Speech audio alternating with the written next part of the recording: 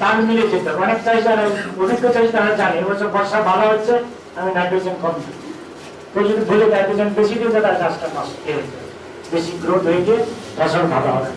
তো এরকম কিছু কিছু যারা অভিজ্ঞ চাষি তারা খুব ইন্টারেস্ট নিয়ে চাষ করে, তারা এগুলো অবজার্ভ করে ইয়ে করে।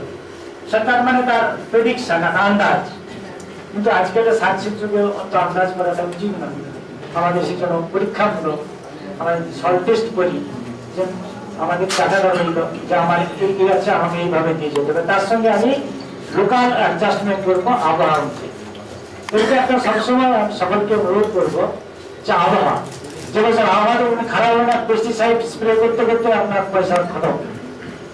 তার মানে কি আমরাও বলি চাষি যে চাষ করছে সে তার জমি, সে তার সম্বন্ধে আমাদের থেকে বেশি জানে।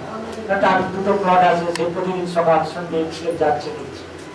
আবহাওয়া চাষি চাষ এমন একটা সিস্টেম বিদ্যা যেখানে আমাদের গ্যারেন্টি ইনকাম আছে। যেটা কারখানা করি সেটা আমি জানি আমার এতক্ষণ চলছে, এত প্রোডাকশন হবে, কিন্তু এই এগ্রিকালচারটার কোনো গ্যারেন্টি নেই। কারণ এটা আপনার প্রায় 50% কোনো কোনো হিসাবে রাখা যে বর্ষা লাগে একটু জল জমে গেলে পুরো ধানটা নষ্ট হয়ে যাবে।